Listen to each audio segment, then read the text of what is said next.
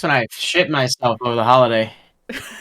That was like probably the best story that I've heard so far this year. That was the first thing that the whoever's watching or will watch this video is going to hear. Oh, did anyone check the VOD from last time? Oh, I forgot about that. No, we'll have to do No. that, Corby. Oh my gosh. Well, welcome back, all. It is 1/11/2022. That is the date. And we are going to start and jump right in so that we don't take up too long. Last session, not gonna lie, I did forget half of the things since the holiday break. But I do know you guys had got some armor that needs to be repaired at the Mithril Mines. You guys rested in the necropolis in the tomb of Mithras. Mithras? Wait, no, Balmetria. You guys are going to Mithras. So sorry. And then some dragon riders showed up at the end, requesting on the behest of the king, requesting your presence. And that's where we left off. Oh, also moose noises. That's very important. You need to have moose noises. That was an important part of the session, yes. Yeah.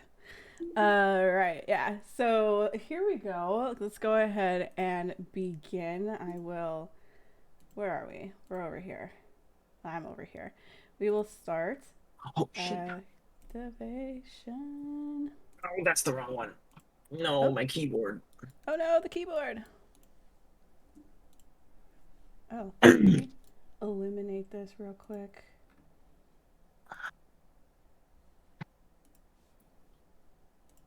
Yeah, okay. Y'all should hopefully see the entire map. It doesn't. It's just an encounter map. Anyway, yeah. I am just refreshing real quick, but I can see the tokens. Okay, that's the most important thing, is as long as you can see the tokens. So yes, the knight, I guess the centurion in front of you, he introduced himself as Tarchon, and you can recognize him not only by the token, but he is the one in the bright red. They're all wearing bright red cloaks or capes, very long, very grand. He seems to be of, a good age, around maybe 30s, going into his 40s, and he jumps off of his dragon, and it's a bronze dragon. All these copper dragon. All these dragons that you see here are going to be copper dragons. So there should be 4.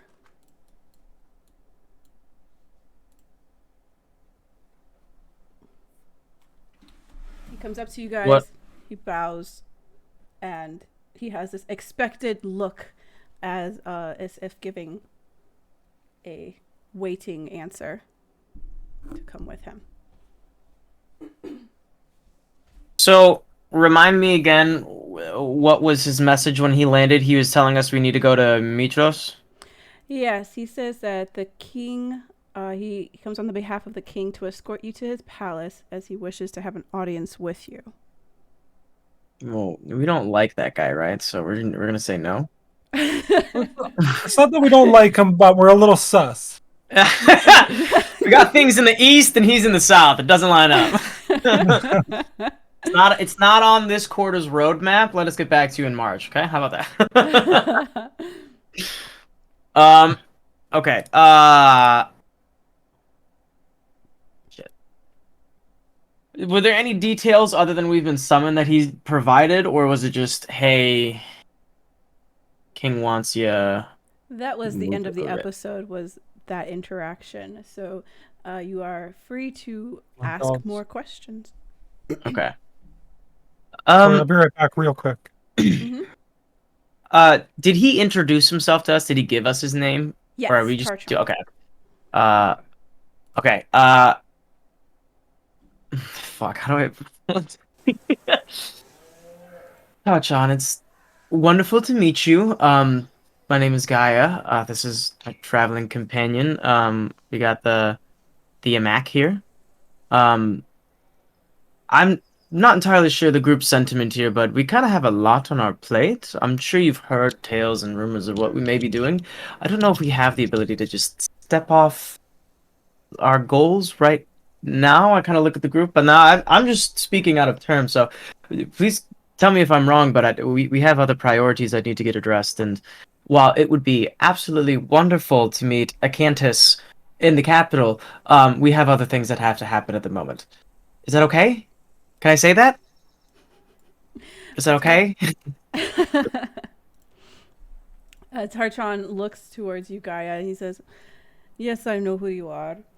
And it is, we mean no disrespect, it is more that the king requests the audience to discuss a very important, delicate matter regarding the safety of the kingdom and perhaps helping either remove the obstacle or find a solution that will aid our city."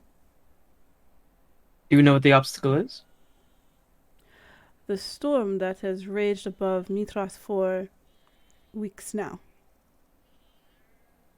Ah. And I'm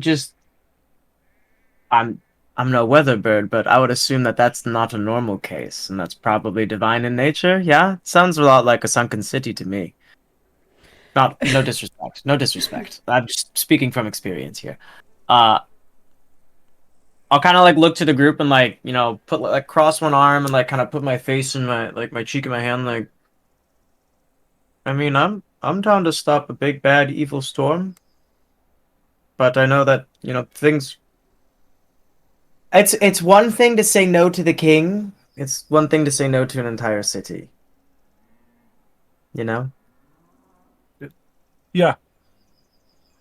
And Mythos gives a bit of an up nod, maybe kind of reminding with his eyes that his mother is in that city.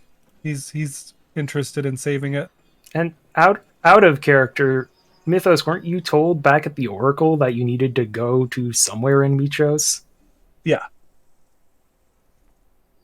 Oh, wait. I just had a revelation last session that an old friend of mine was in Mitros, right? Yeah. That did happen? Yeah? Yeah, okay, all right. You guys all see guy like, oh, wait, no, we have to go now. There's no if and or but. I mean, there could be if ands or buts, but I am making my stance. We help the city of Mitros, and I absolutely have no personal agenda here to go to the city. None at all. So, my vote. I have nothing against helping the city, but we may have to make a stop en route. There are some things we need to take to Vulcan. It's on the way. I think, right? We've looked at the map before. It's on the way. No, I think we're going like south from here. Fuck. It would be backtracking to go back to Astoria. We'll get to Vulcan Or is it after. He'll between understand. Astoria and... Wait, he's at the He's Mithril like- Mines, though. I thought. Maybe. Oh, he think well, that's he still was. backtracking. Is he still there? Oh, it is we're slight past backtrack. that. We'd have to go north. So we're like we're southwest of Astoria right now, past the Mithril Mines southwest. And Mitros is southeast of us, and now Astoria and the mines are northeast of us. So we would entirely be backtracking to go there. Gotcha. That being said, the mines are like halfway between us and Astoria. It's not like probably like an extra day on traveling. I think Vulcan would understand. He's like literally the most patient person in existence. Yeah, I mean, Vulcan's pretty location, he chill. left someone in slavery for 300 years. Yeah. That's how chill he is. Besides, Mythos like puts a big hand on Gaia's shoulder. He's like, "You'll love Mitros, greatest city on Dylea." I'm sure I'll have a wonderful time with my totally exuberant attitude of public interactions on grand masses. I feel like I have this ringing in my ear. Something Mitros like will change even your mind. Even Calder will get into it. Trust me. I sincerely doubt that, but we'll see what happens. You guys hear that? That ringing in my ear? Sounds like I hear it's Mythos just- puts his puts his head next to Gaia's, resting his ear on her ear, trying to listen. It's just I got a little Don't bug hear telling me anything. that Asimi's losing his mind right now. Yes, in the background, Asimi's like, "Oh, finally, civilization is going to be great. I'm gonna sleep in a good bed, be pampered, have the finest wines. This is gonna be incredible." I'm gonna read the best books on the market. Not a tree in sight. The view I want is a concrete wall. Oh, that's good. Well, Mr. Let me change map to get the name of this guy. Tarchon? Tarchon? Tarchon? Would it be possible, Calder, if they delivered while we head to the city? Or is this a matter of personal? I think the delivery we may need to make to Vulcan should be of our own. That's a good point. No offense, Tarchon, we don't know you. I'm just speaking out of term again.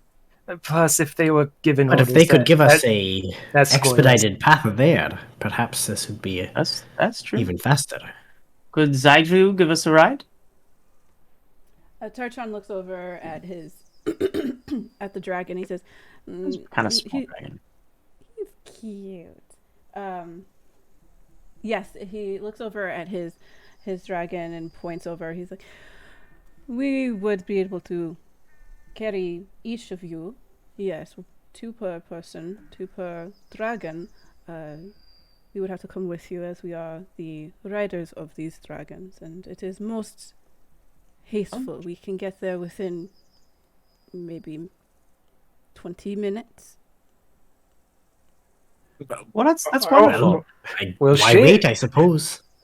And I mean, like, me and Andromache make the weight of, like, half of Mythos, so really, it's That's not a very bad deal. true. You might have Well- to give Mythos his own dragon, though. Asimi would probably not want to share.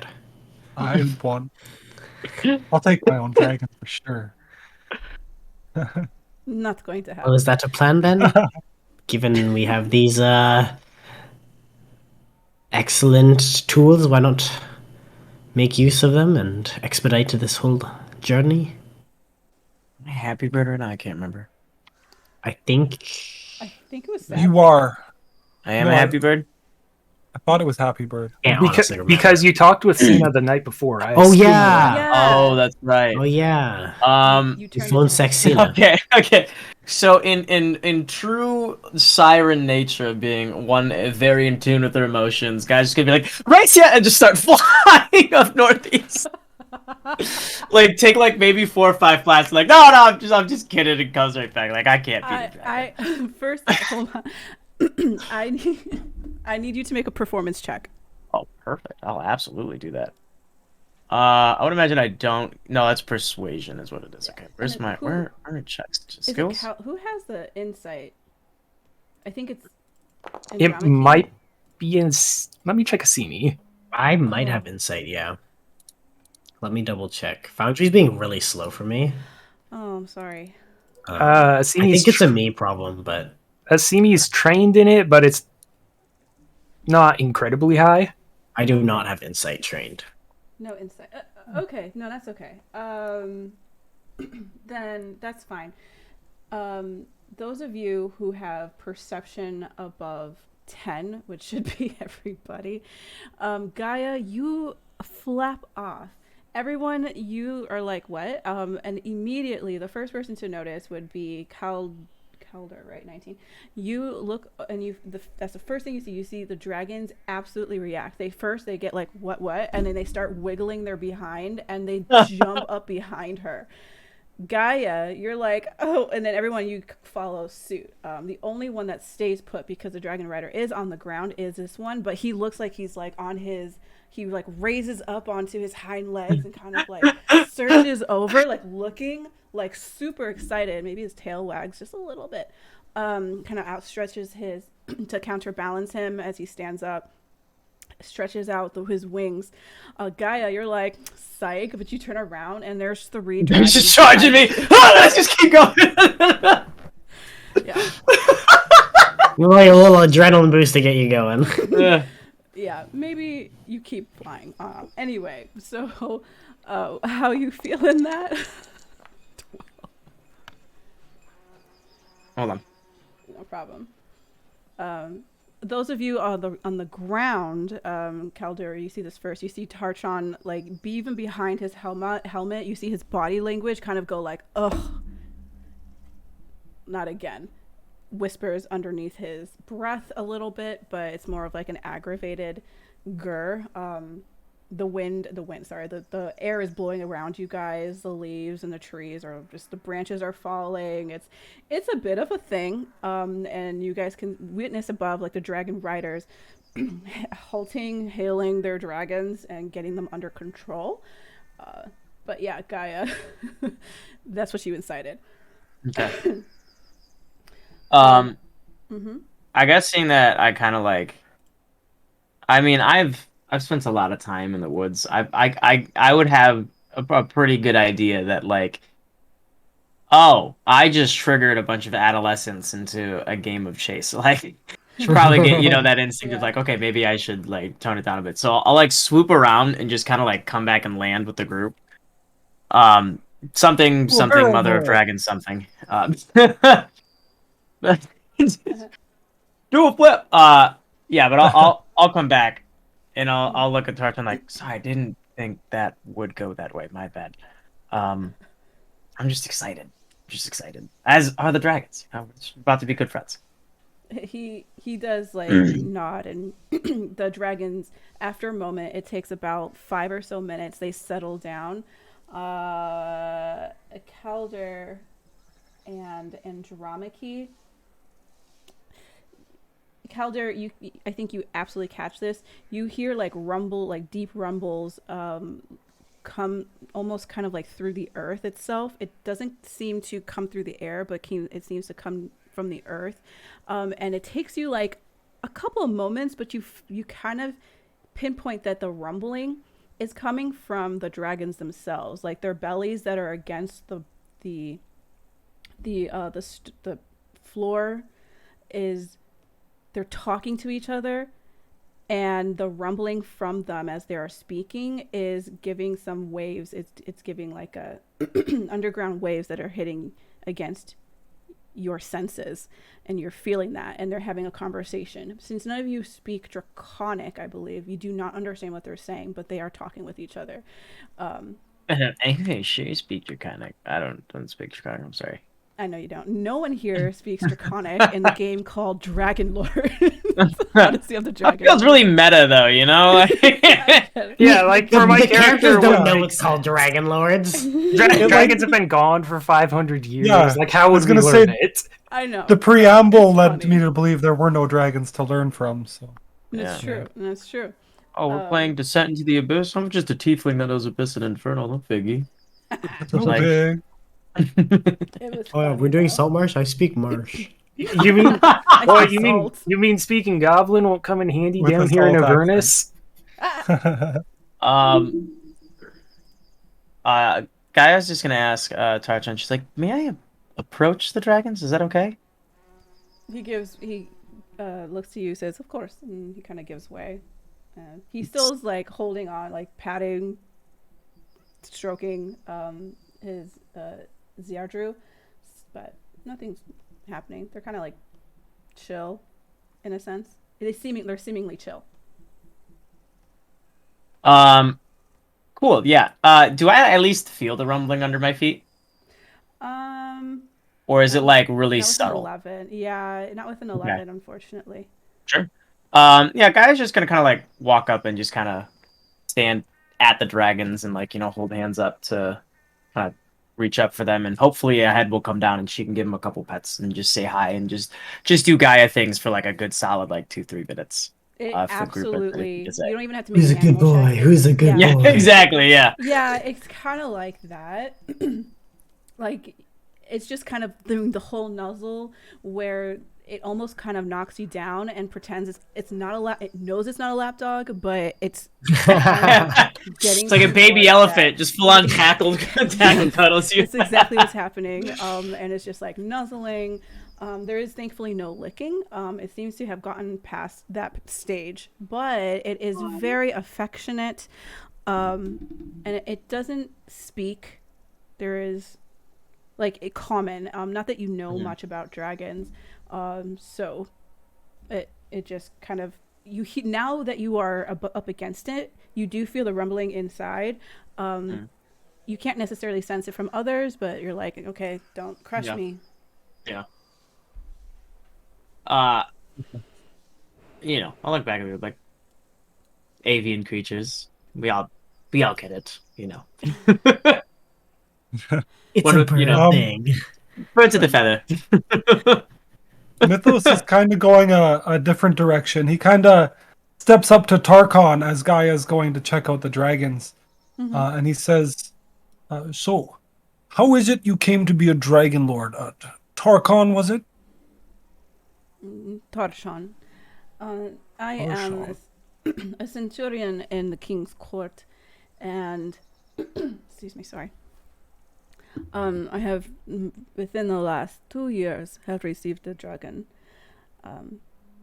There are not too many, but there are enough, and they keep every so often a dragon will be provided to another of a worthy fellow knight. From the king. Yes, he has brought back the dragons as promised. And he says it Well. very proudly. Okay. Because, yeah, if I'm not mistaken, these are the first, like, dragon riders we've talked to, right? Yes. We've kind of see them. Other than, what's his face? Friggin' Gaius? the dude. Yeah. Yeah. But he's a dick, so forget him. The bitch. Yes, they are very powerful creatures. Still young, but they have grown exponentially. And, but they still... And he kind of looks over, and you see, like, just puppy dog. This huge dragon, puppy dog dragon, is all over Gaia. He's just like all the scratches, kind of like tilts his head as he wants to be scratched underneath his chin, exposes the belly. Just, it's a, yeah. Doing the leg thing where he scratches. Does the rider just fall off? If he's exposing the belly to the dragon, it's like, oh! He's just tumbling down. No, this is his dragon. Oh, okay. So he's not there. He's not on top. He's in front of talking to you guys. He's like, they are still very young. Doing like the leg thing where you scratch them in the right spot and they like try to scratch their. He starts stomping on the Sure. ground, but the stones start breaking because there's just so much mass behind him. Yeah, the trees are shaking, like the tree is shaking in that area, and yeah. It's a little, you're glad you're not behind, you're glad no one's behind him. Yeah. Anyway, but Tarchan continues. They've been in training, and they have passed their couple of preliminary courses, and yes, they are still young. Well, that's wonderful. We'll need strong allies in our fight against the Titans. And he claps his hand on Tarkhan's shoulder and turns back to the remaining group, seeing as Gaia's being mauled.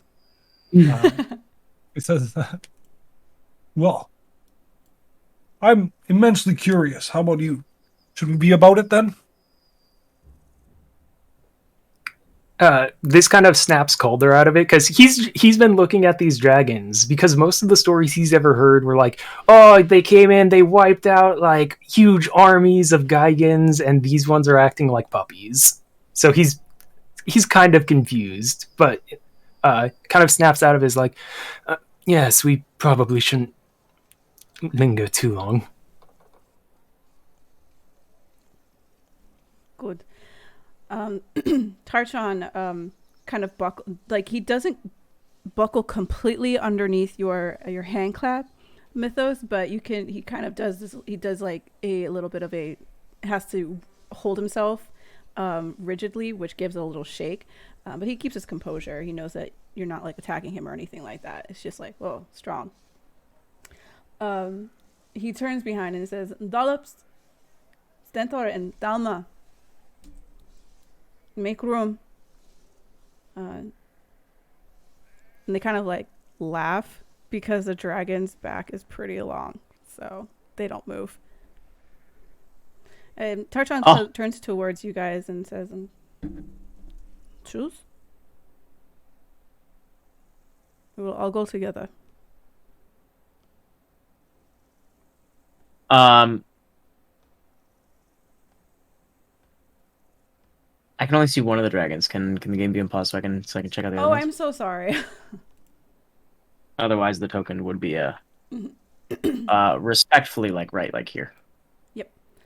Yep.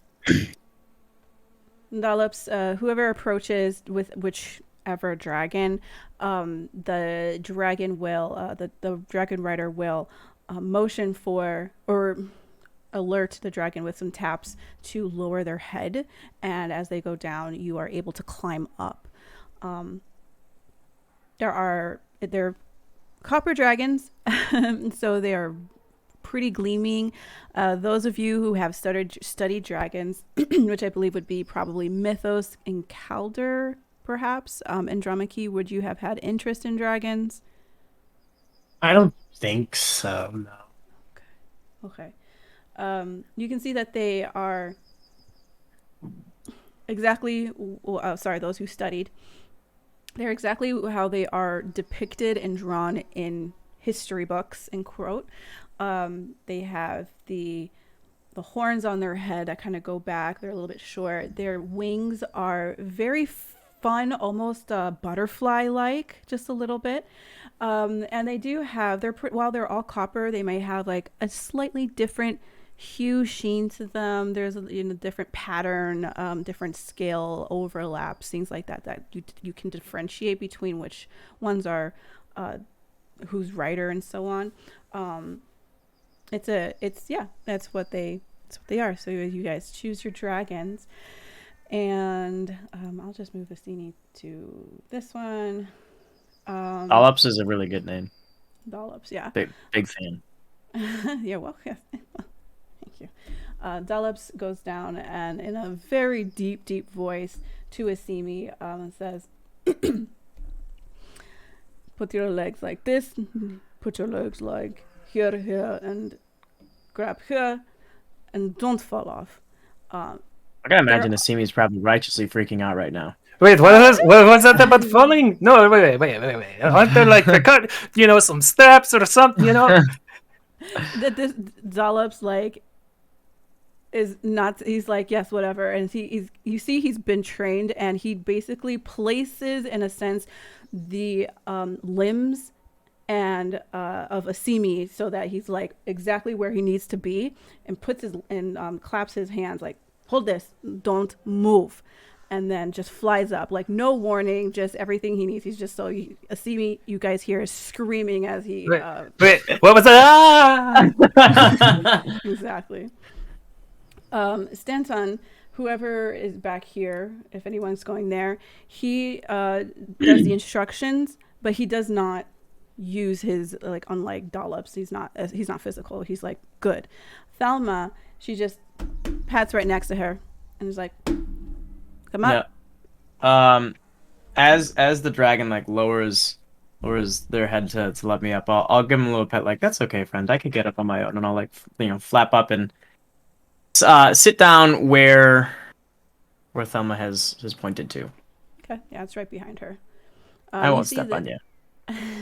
You'll see that there's another seat right behind, and then you can hold. And it's kind of like I don't want to say a broomstick, that sounds really awkward, but it's kind of in between like Harry Potter broomstick, where you're holding your legs around, and there's like these like apparatuses that you put your feet in, and then you're also like holding on top another like reins, in a sense, that you twist around your hands. This is definitely different than the ones that Dollops has, and this is also slightly different than the one that Stanton has. You can see that there's different seats on the dragons for preferences, probably. Not sure. Centaur's helmet is wild. Ain't it? I like this art. It's official art though, so I don't claim it. It is not mine. It is a video game company's, I'm pretty sure. But I found it. Anyway, so yep. You guys, I guess, find your dragons. You go up. And in the 20 minutes it takes to get there, is there any types of conversation / questions that you would like to ask who you are sitting behind? I would like, and I'm just kind of, I'm just shoot my shot here, right? You miss 100% of the shots you don't take. I'm going to cast a spell, and I'm probably just not gonna work here, but I'm gonna invoke the ancients here, and I'm gonna cast Speak with Animals. Can I talk to the dragon? just throwing it out there. Crapshoot. Just see it, like, you know, just cast a spell, and be like, hello. Oh, I do believe a dragon is not considered an animal. Yeah, that's what I thought. Yeah. That's okay. Just worth a shot. Worth a shot. Yeah, they are dragons. So if you said, if do you have like speak with creature? No, that's the only thing I had. Beings? Okay. It would be like comprehend languages. Yeah. Yeah, that's comprehend what I would name it. I don't got that. That's okay though. Worth a shot. I think Mythos might be riding with Tarkon on purpose so that he can like ask him questions about Arklander, Okay. the king. King, what's his name? Acastus. Acastus Arklander. Yeah. It's been many years since I've been to Mitros and seen the king. How is he aged? Is he in good health? Wonderful health. He has aged wonderfully. If you're asking about his looks, if you're asking about his health, and he is fine. He is very healthy. He has many of those apothecary. He has many of the doctors and nurses and everybody at his side. He is very well. Good for asking. Yes. Anything I should know before I meet him? He's very anxious to meet you. And this is, by the way, very loud. You guys are flying north. So this is all shouting. And he says, he's very anxious to meet you. He has heard many great things to the heroes of Thylea. It's kind of what everybody is talking about these days, your deeds, and very impressive.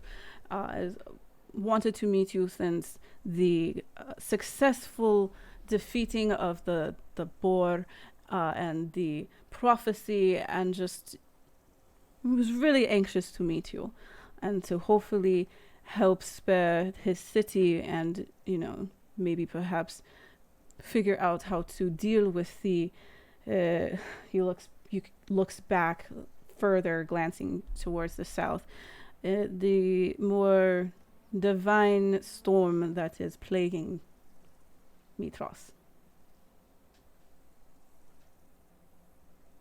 Yes. All right. Yeah, he's in great health. He's got a lot of doctor. Love that visual. Still so handsome. Can't even overstate how handsome he is. Just really super handsome. Mythos might even like look over at Asimi, who's probably like dying, and he's like, "We're famous." Oh, what? I'm contemplating my imminent death. Big Thylean thumbs up. No, Mythos, keep both hands on the dragon. You'll fall and die.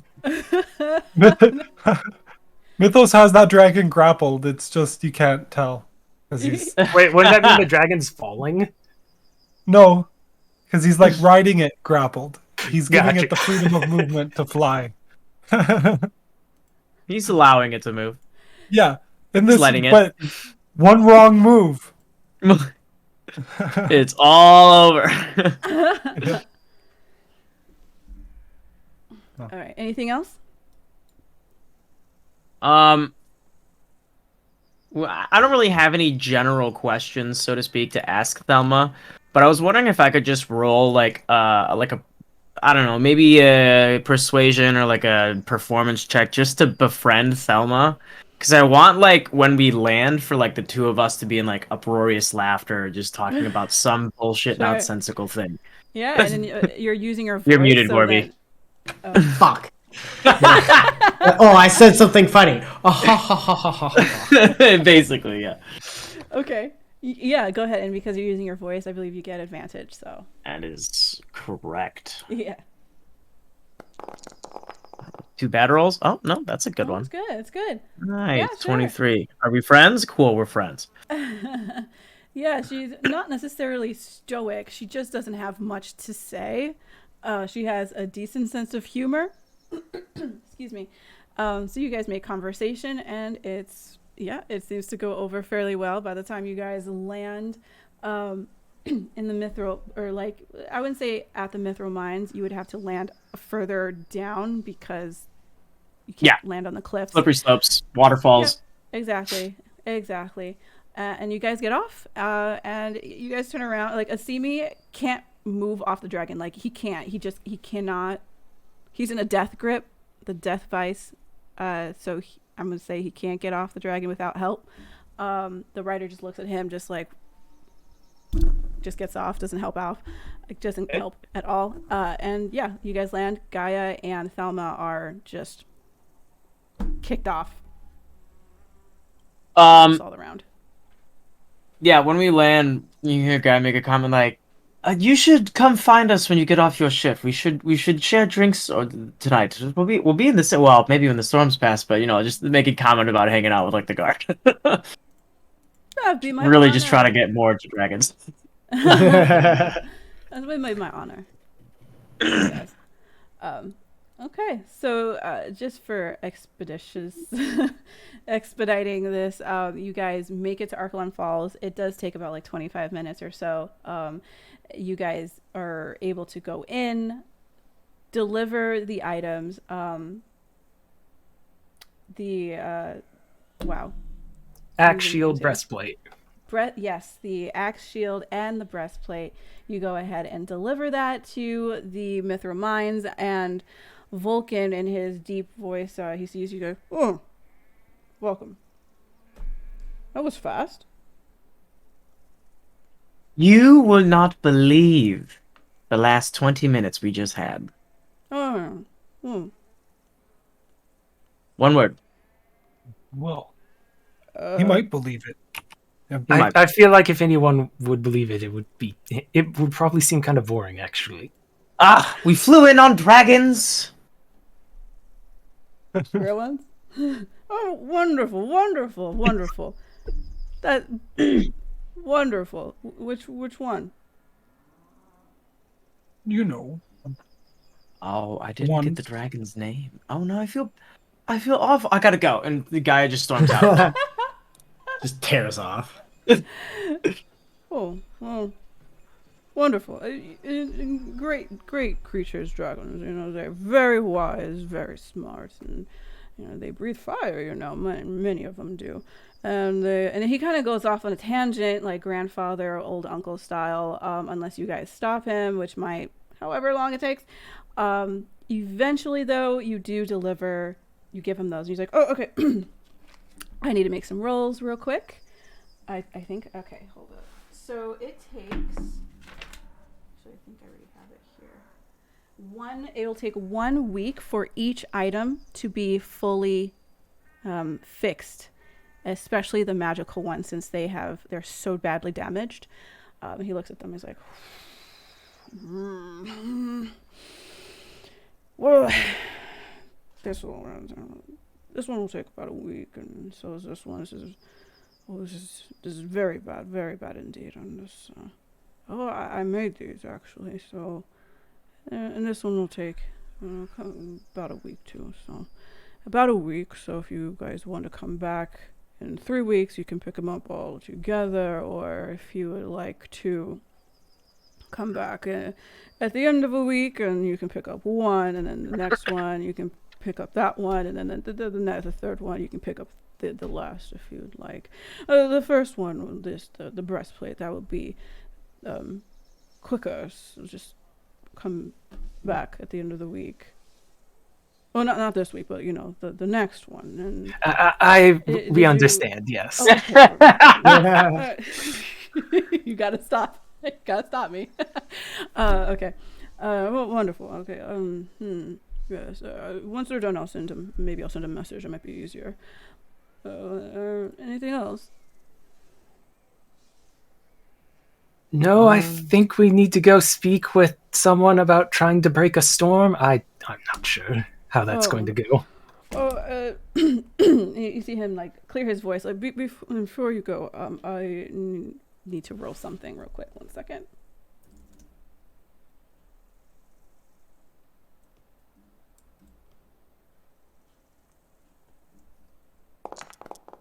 Okay. All right. For these items here to the expenses to fix these and the work and effort, it'll be 11,000. What? The items, to fix them, and the time and the amount that will go into the repairment of the items, and it'll be 11,000 gold. Well, I mean, these items are directly tied to the prophecy, of defeating the Titans, perhaps securing Thylea and your place within it is payment? This will go back to the restoration of the facility and finding new people to assist. As you guys look around, like, it's just the little, well, she's little, yeah, the little dwarf girl that was helping out within the within his shop, and then the you see Salamander or Sala, she's there too.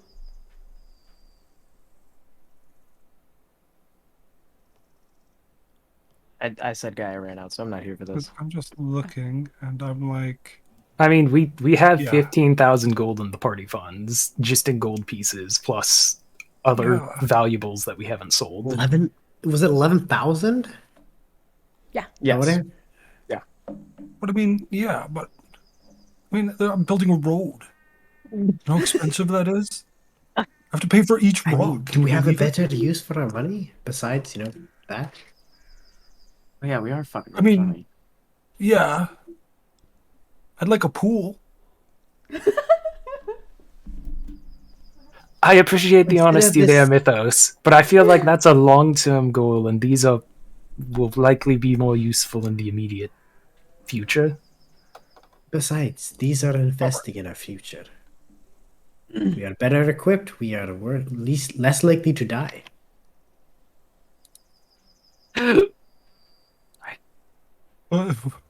Yeah, I agree. All right.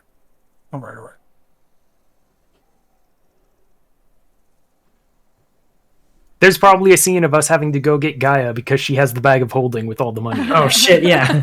Oh, But We I'll want money now. mark it off Okay. on the party fund. I thought we'd pay later. Never mind. Yeah. yeah. You could yell down to Gaia as she's like down with all the dragons at this point. You'd be like, "What?" Just the flavor to come back up. She comes up. She'll start listing off all their names. Yeah, In the middle of like playing in tug of war with White, she's like, "Huh? Oh, okay." yeah, Jardius is the one that Thelma has. Daisy is the one that Stentor has, and Beatrots is the one that Dollops has, and Ziardru is the one that Tarchon has. Rides, I should say. Rides, not has. They're partners. They're equals. Okay, so you dish out the 11,000 gold. Could have been higher, guys, so hey. And drops it off. He says, thank you. And you come back, I'll get you a little something. I understand, it's a lot of money and doing all this stuff, but I promise you it's going to a great cause. As you guys are walking away, he's still muttering and mumbling. He's like, oh, take care. Bye. Yeah, as he's mumbling about that and we're walking away, I'm mumbling to the group about the names of the dragons and what I think they mean. I don't know if you guys could tell, but Gaia's living on fucking cloud 9 right now. Getting news that her friend's live, meeting dragons for the first time. They're literally just puppies, just having a fucking blast. All right. So you guys go get back onto the dragons, and you speed off, and you guys near. First off, Tarchan says it'll take about going. We have to go at the wrong accent. Sorry, we'd have to go about normal, maybe a little bit slower, just to make sure that nobody falls off. The winds in the area is not good. While the rest of here, and he points, and it's again a very fucking hot day. While everything here is hot and dry, unfortunately, there's a tsunami storm that is in Mitras. So it's going to be very wet, very windy, very loud. Do not veer from the path that we will take. It is, I do not recommend. It could be dangerous. The streets are flooded in the lower areas, and it's going to be slippery, and we will be going up very high angled hills. How would you say it? Incline. All right, we go. Okay, and now up. All dragons up. All dragons up. So you guys, yeah, you guys. It takes about an hour to go south. And the reason why, it looks like it would probably not take as long as you would think. However, halfway through the journey, they do have to slow down. The clouds above, they start to become dense, gray, and dark, and you can feel a little bit of coolness on your face as the cold front hits you, and you can smell the ozone and the water as it starts, the brewing of the storm as you near it, and then when you guys get about, I want to say about a mile out of town, it is windy. It's actually it's very windy. The dragons touch down a mile out, and you have to walk in. And as you start walking, you see that around the immediate area, there are vineyards. You pass by the southwest vineyards, the gardens of Mitras, as Tarchan kind of like, this is the garden of Mitras. The gardens here on the west side, and we are coming from the south section to get into the city. Be careful, this is the higher area, but we will be going over the lower area. Just be aware, do not veer, just follow straight through. Understood? And you guys enter the city. Let me just read this for you.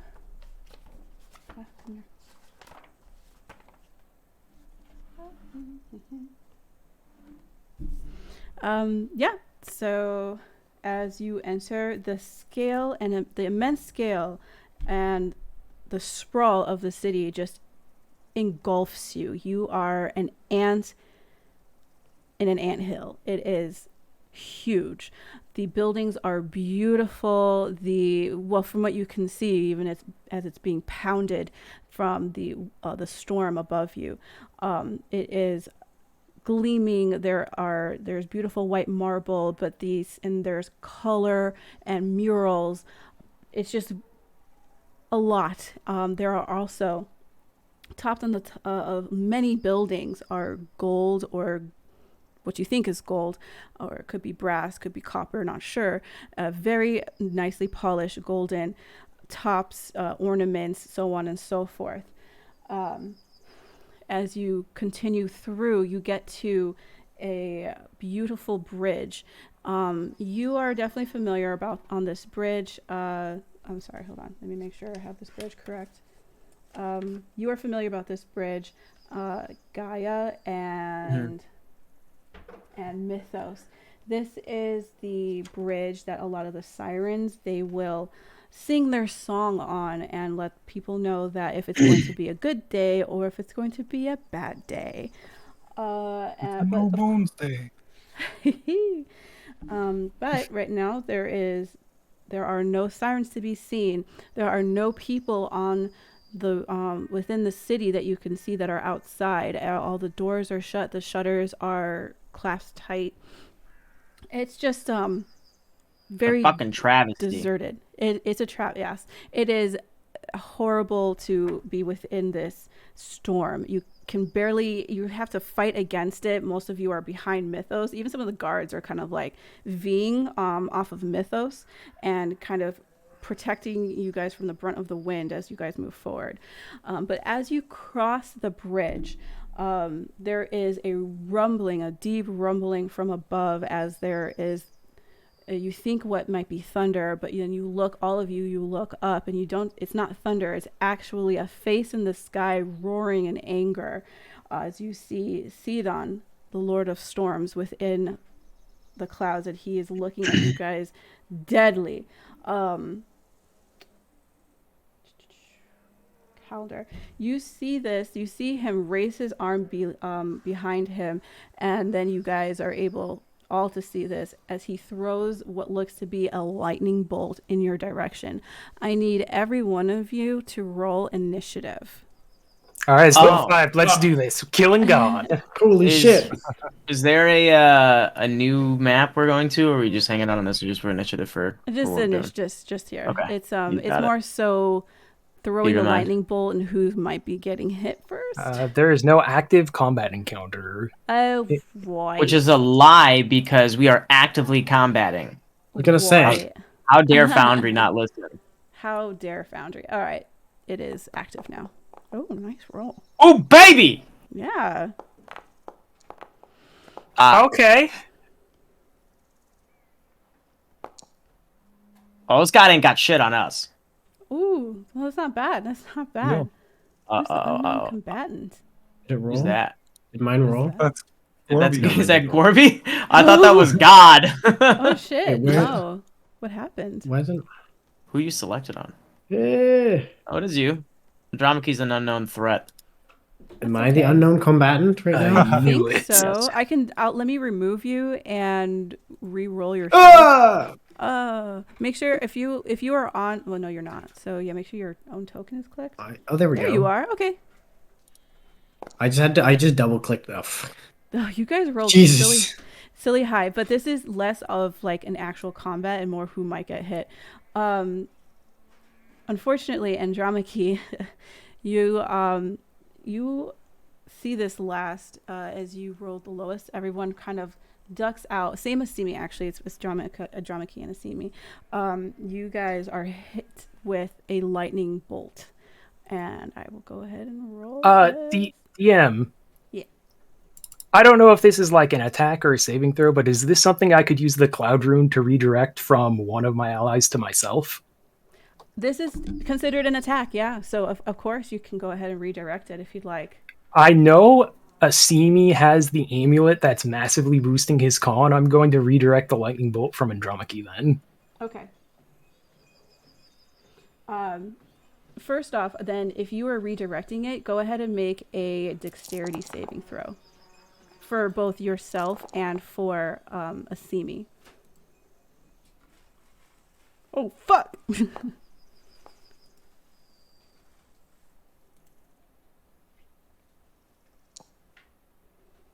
I said that out loud. Sorry, that was inappropriate. Oh, shit! Oh, shit. Oh, I'm not seeing the rolls pop up. I got a total 19. Asimi got a total of 11. Okay. Well, you successfully, it's half damage. So 25 divided by 2, you take that. But Asimi gets the full 25.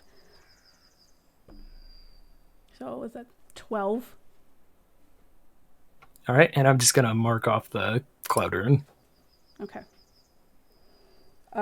You guys look up again as the lightning bolt comes down. It looks like it's aiming for Andromache, but then it just kind of like arcs over and hits Calder. But Asimi, who is next to Andromache, gets hit as well. And it's just bright light, and he's kind of smoking, smoldering. His hair is a bit wild. He looks hurt a little bit. He just got hit by lightning. But within that bright, even the guards have to like look away. It's very bright as the lightning strikes, and you guys look up, and Sidon is no longer there, and the clouds have closed into where his face was, as he is no longer viewing you guys. And just for flavor, I'd like to imagine that when the bolt's about to hit Andromache, what normally happens with the Cloud Rune is it kind of shows up where the target's going to be hit and then shatters, but because it happens so fast, it basically just looks like it's hitting Andromache and then ricochets off of her and hits Calder instead. So powerful, Andromache. Oh my goodness. Okay. Yeah, the Tarchon and the rest of the centurions, they look like they're waiting and possibly ready for another attack, and they're in a formation. Mythos, you are also aware of what they're looking for. They're looking for danger, but nothing else happens after a couple of minutes, and they go towards Asimi, and they're asking if he's all right. However, Asimi answers, "No, I'm not all right." See, this is why you don't come to the city. This doesn't happen in the woods at all, ever. Yeah, never, ever, as I'm saying, with the most poofy fucking hair you've ever seen. Yeah, you know what we run into in the woods? Dreadwolves. I'd take a wolf over a lightning strike any day. Okay.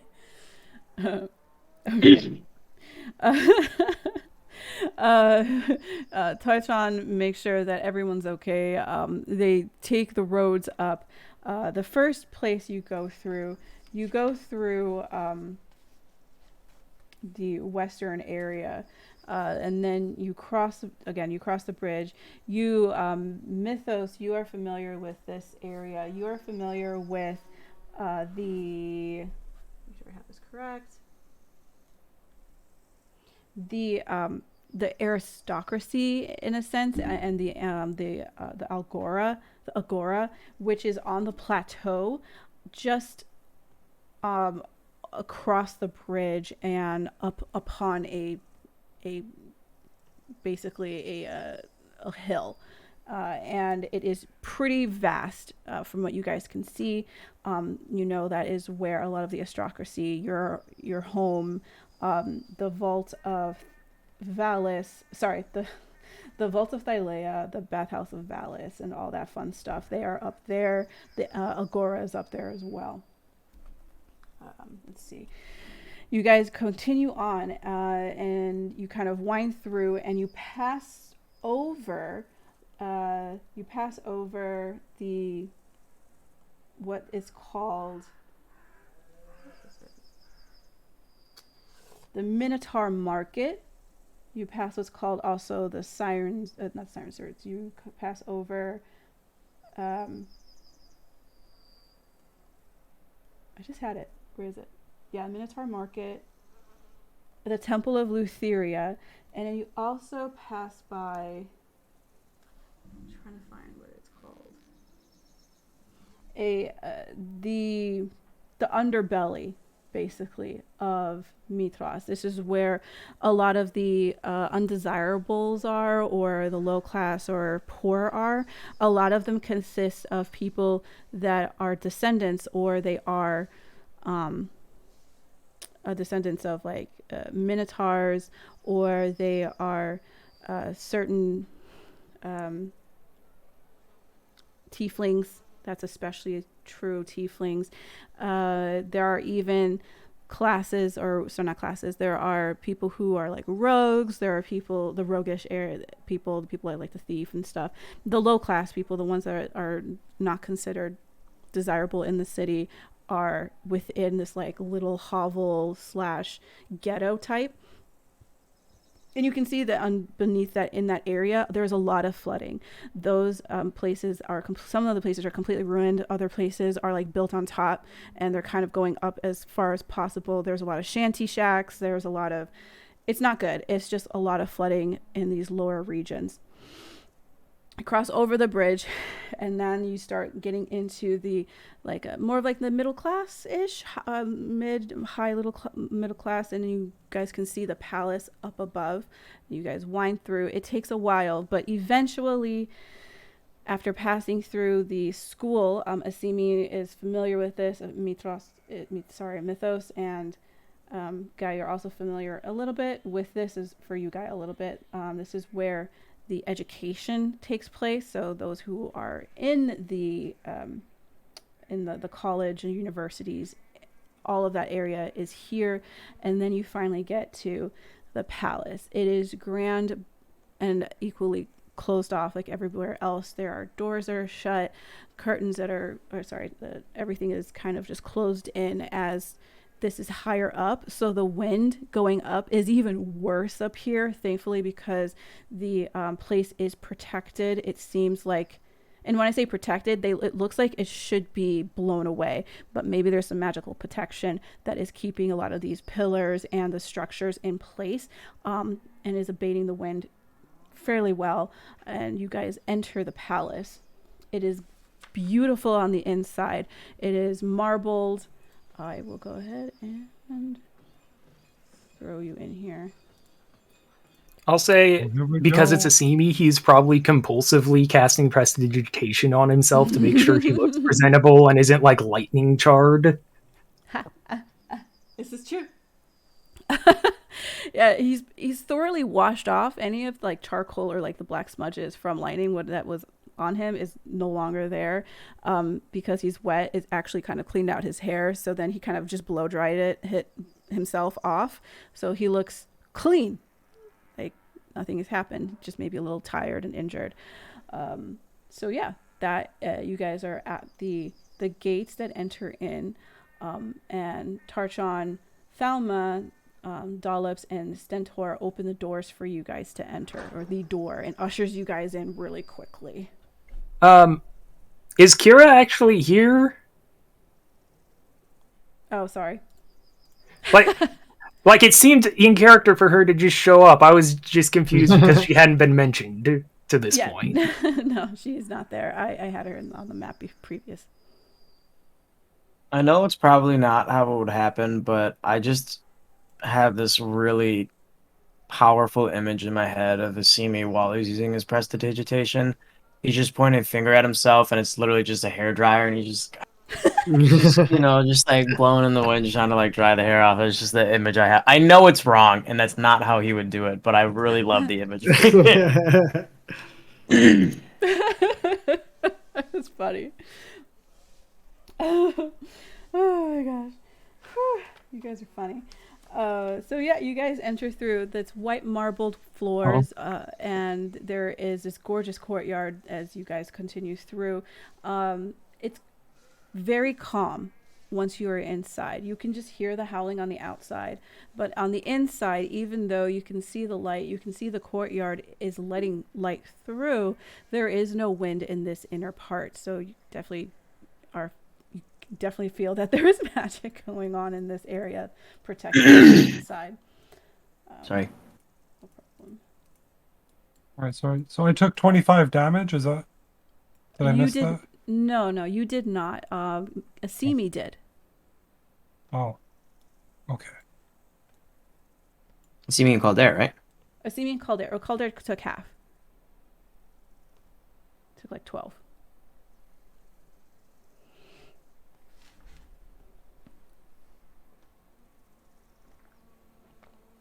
Excuse me. All right.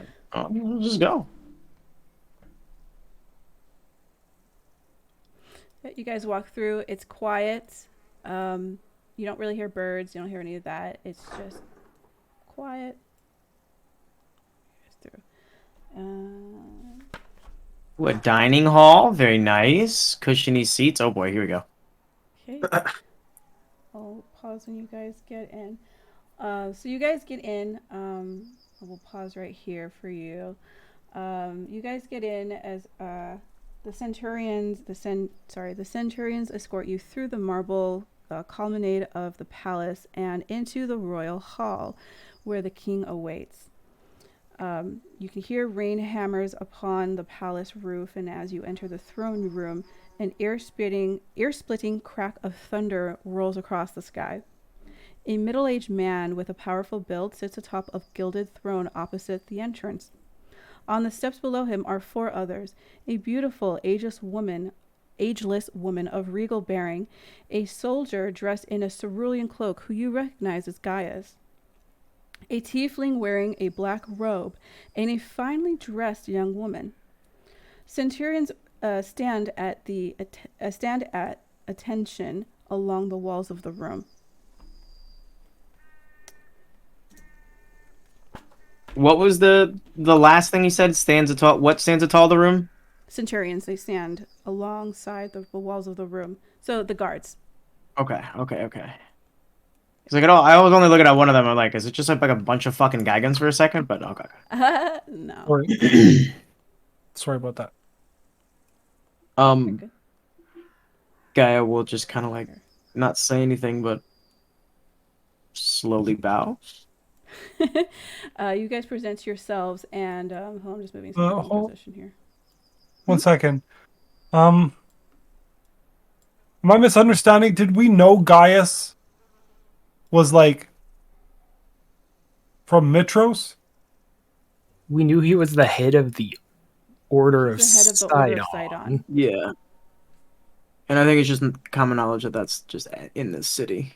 Yeah. Okay. Yeah, the Order of Sidon originated in Mitros. This bootlicker. I mean, if you say that under your breath, Tarchan kind of like chuckles. But he enters and he says, "My lord, the heroes, and they have arrived." And he moves out of the way. The king beams at you, seeing you all, and says, "Here they are, the heroes of the Heartlands. Welcome, honored guests. You have come not a moment too soon. I am in a desperate need of your counsel. As you may have noticed, our beautiful city is besieged by evil weather. We have wasted several days discussing how best to placate the Lord of Storms, but my advisors cannot seem to agree upon anything." And he looks between Gaius and the tiefling that are on the stairs, and even to like the beautiful, like stunning person next to him, and you guys recognize almost immediately that is Queen Valis. The oracle's prophecy has angered Sidon. That much is clear. We know, yes. You are the ones who were foretold to confront the Titans and restore the balance to Thylea.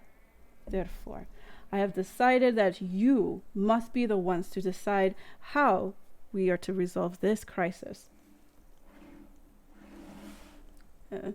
Introductions. Introductions, real quick. This is Queen Valis, my wife. This is Commander Gaius, the head of the Order of Sidon. And this is Trandrus. He is a part of the how to say, the Order of Lutheria. And this is my Bella. She's my concubine. Concubine? Concubine. Concubine. I like it better. concubine. She is my cucumber. Mythos kind of has this like confused cat look face. Like he's got a frown. He's got one lip up, like he's about to say something, but he's not really sure what he wants to say yet. But he just keeps looking at like Gaius and Crondrus. It's yeah. I feel like Asimi would probably take center stage here. I just don't know what Alex would actually have him say. Mm-hmm. No problem. Mythos says, "I've brought a gift for you, Gaius." Reaches into his bag and pulls out a middle finger. Oh, that's fucking great. Somewhere in the room there is a muffled chuckle that is immediately extinguished as quickly as it came out. Some guard laughed, but you don't know which one. Perhaps It was actually Gaia. Gaius just kind of just gives this curl on his lip as he's like is not pleased, but doesn't say anything.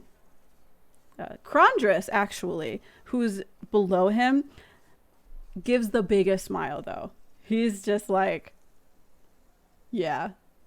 Come on, Yeah. A roasted. sneaky Greek thumbs up, in front of his chest, so no one can see it. Yeah, that's exactly what he does, and he's very handsome. He does do this, and he kind of gives like this one nodded as if like acknowledging you're there, but you know he's acknowledging the joke is great. So that's that.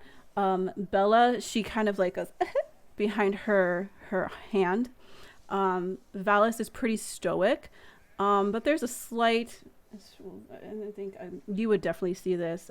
Calder and Andromache, there's a slight glint in her eye. It's a little bit of amusement. Acastus, he kind of like purses his lip, but it looks more like he's trying to hide a laugh. But aside from that, he does not. He's like, wonderful joke, bravo. Now getting down to business, because it has been many weeks and the food supply in the city is not doing the best, and the flooding, and we're trying our hardest to get as much out of the way as possible, but nothing seems to be getting done, and I need things done now. I don't mean to rush, but I do mean that we need to get things out as expediently as possible to make sure that things are back on track with the city. So if I can just open the floor, then what have you tried? Well, I personally think that we should do something via magic, with something. I know that there is maybe a piece of magic that can maybe change the weather, banish it, something. I myself am not a caster, but that's what I know. I do know of such magic that can will away or change the weather. Do you have this on you? Yeah, No. we came through the storm because we have some way of making it stop. There's a bit of like someone says no, and then you say that. He's a little confusion, and then like this wide grin. Wonderful. What is it? Where is it? How quickly can you get this weather to obey your command? Well, shit, that was sarcasm.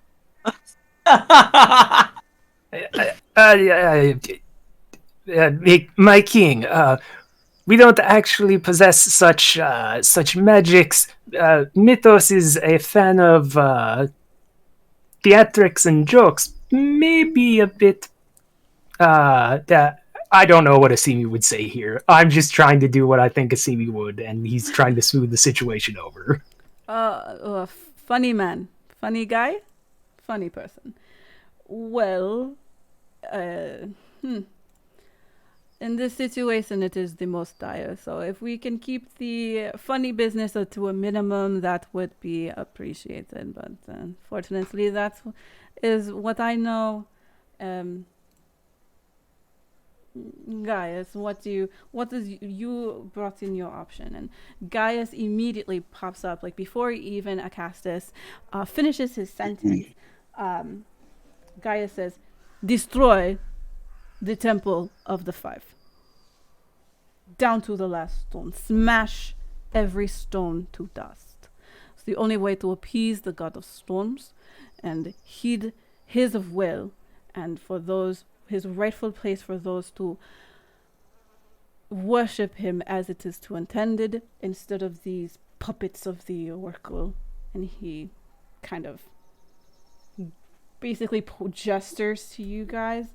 and then look over to Queen Valis and says, "These false gods, they roam around, not theirs from the beginning, nothing. Garbage." But that is what he wants. Dismantle the Temple of the Fight, smash it every stone, and then he gets this like evil glint in his eyes, and then sweep it into the sea.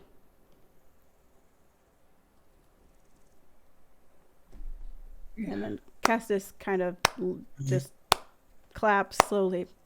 Dramatic as always, Commander Gaius.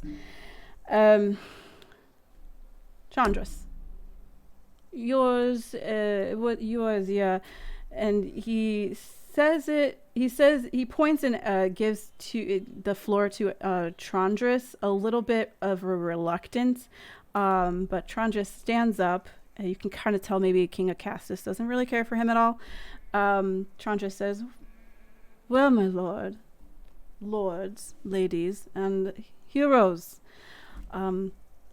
I believe that another way to possibly appease is to appease the other twin, my lady, the Queen Lutheria, the Lady of Dreams.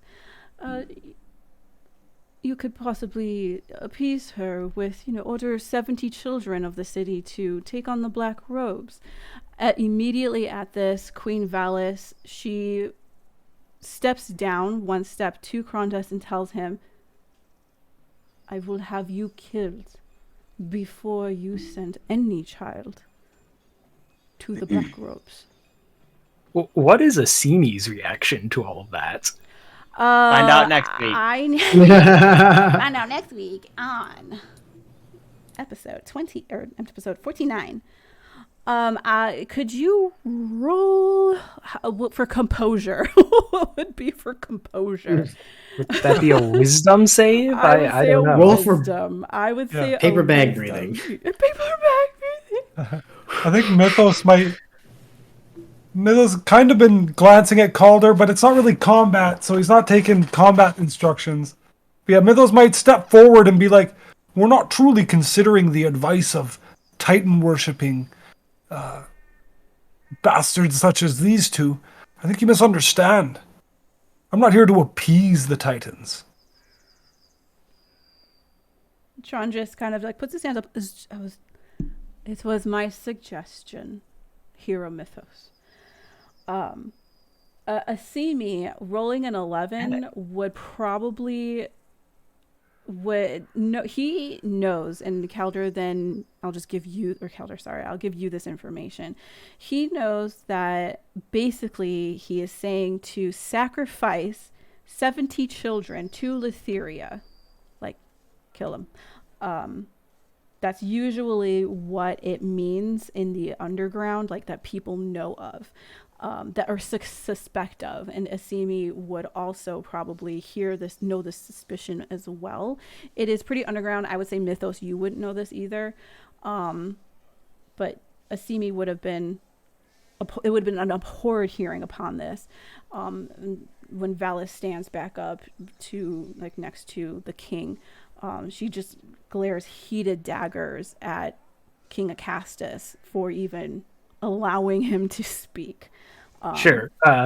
Tentatively, with the caveat that Alex can say this didn't happen, Asimi would probably chime in at the end of what Mythos says, like, "We will be sacrificing no children to the Lady of Dreams." Sacrifice, is that what that meant? Tron just says, "No, not at all. It is initiating them into the order and securing that they will be well fed. They will have the finest of food and drink and the sweetest of wine. They will grow up well. They will be taken care of. And it would guarantee that their souls would. So once they pass to the Lady of Dreams, will be very well taken care of, as all of her followers will be." And he just makes it sound so nice. I've seen the Lady of Dreams' mercy. It's no pretty sight. Men lose their tongues, their eyes sewn shut. Lutheria brings nothing but misery to those who serve her. If you ask me, I think perhaps Mitros has gone too deep into worshipping the Titans. Look at the power of which Sidon draws from your city, King Acastus. Enough to summon a divine storm above your very heads, for harboring such as Commander Gaius, leader of my enemy's legions. And then to summon me here, thinking that I'm willing to help you to appease my enemy. I am Titan foe, and he bangs his chest once. King Acastus, he listens to you say this, and I need y'all to make an insight check. At least I'm assuming you guys would probably be inciting. If you guys don't want to, Oh, yeah. I guess whoever doesn't want to, you don't have to. But if you'd like to roll insights, it's fine. Let's go. For it. Oh, Just needed a nice little Okay. break from D&D to get those rolls back. hey. Yeah, this is a very chatty episode. Gaia, you okay, yeah. Gaia, as being the most astute right now, you see that at first it looks like he's just absorbing it, and he's taking the criticism seemingly well. But there is a line across his mouth. There is a tightening in his jaw, like the very subtle facial expressions and features you can feel that he has been offended, but he takes it in and he kind of regurgitates it out and into more of a charming manner, saying, my hero of Thylea, while many of what you have said is not incorrect, we are rectifying the situation with your help now. That's why we have called you here. You certainly do have an amount of power, is that not? That's how you have still been alive. You have defeated the boar. You have rekindled the mithril mines and defeated the Cerberus inside, or whatever creature was there. That's why you are here. That's why I have brought you. You have the power right now, do you not? Or I'm giving so.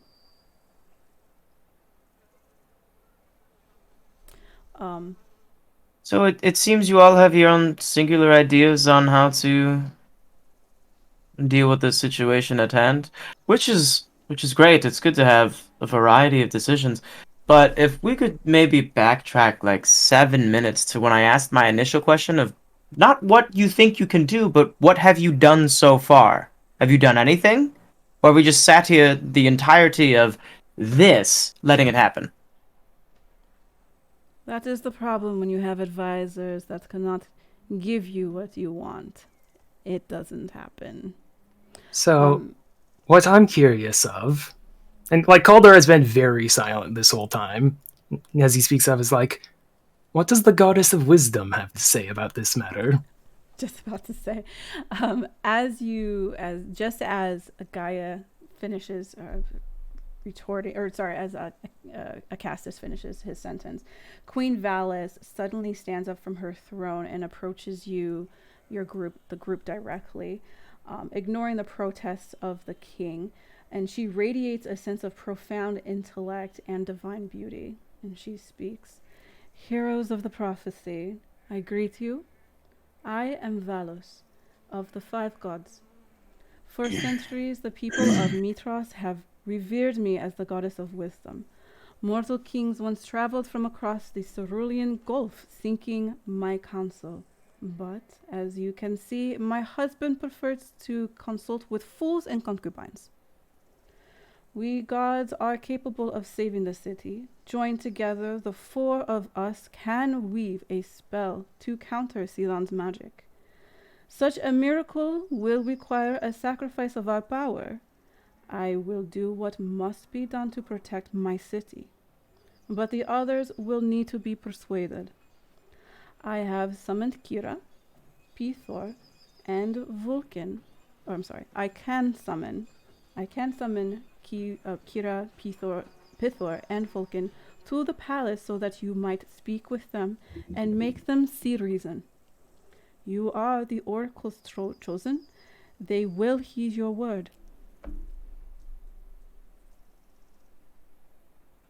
And she stands in front of you, each of you, well, not each of you, each of you, she kind of goes through each as she speaks, and she looks at you and gives you direct eye-to-eye contact and the respect that is deserved to you individually. As she lingers a little bit on Asimi as she looks at him before turning around and then going back to her place next to King Acastus.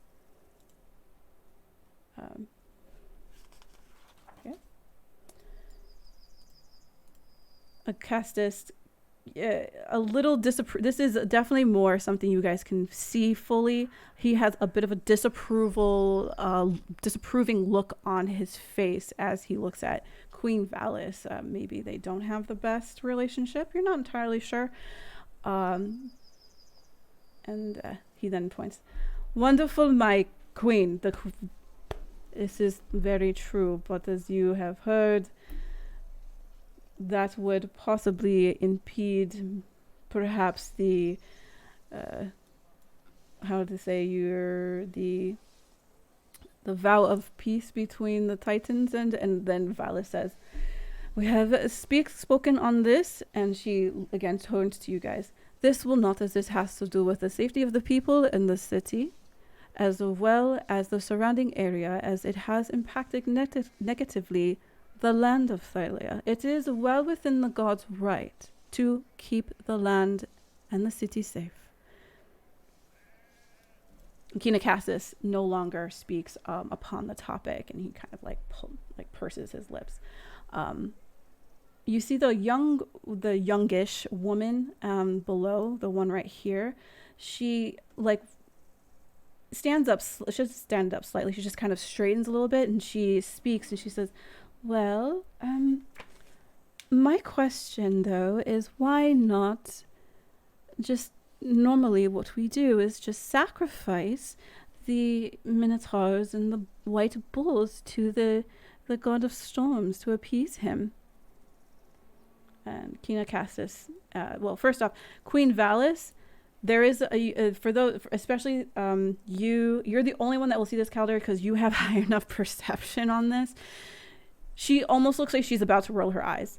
And King Acastus looks down sweetly at Bella and says, "Well, my child, unless the city is able to come up with the funds as well as the actual food source to do this," and she looks over, and then he looks over at you guys, which you guys have been, your group, you have traveled, and I'm sure you've maybe have come upon riches and so on. If you are able to purchase or produce the amount of cattle needed to the sacrifice, I'm pretty sure that would definitely do. But at this point in time, that would take much needed resources away from our city. That is a problem that maybe you can solve. Bella, thank you. Your youth and wisdom, your young wisdom, is greatly appreciated. How much would it cost? Here you go. To perform the hecatome, it would cost 100 oxen, which is 10,000 gold pieces. As he says that, he'll say it himself. Too bad we just invested all our money in killing the Titans rather than appeasing them.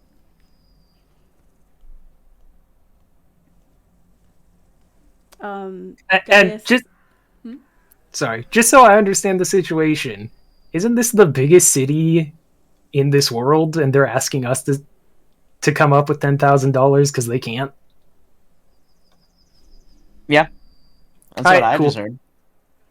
Cool. So it's less of the 10,000 and more of the $10,000 that would purchase the 100 oxen, which would take away from the city's food source. So it's more finding the oxen than necessarily the money, though the money is yeah. Okay. Gotcha. Limited source of ox to offer. Gotcha. Yeah. So Are we sure this is Sidon's wrath, though? As I said before, perhaps this is what the city deserves for wallowing in their Titan worship.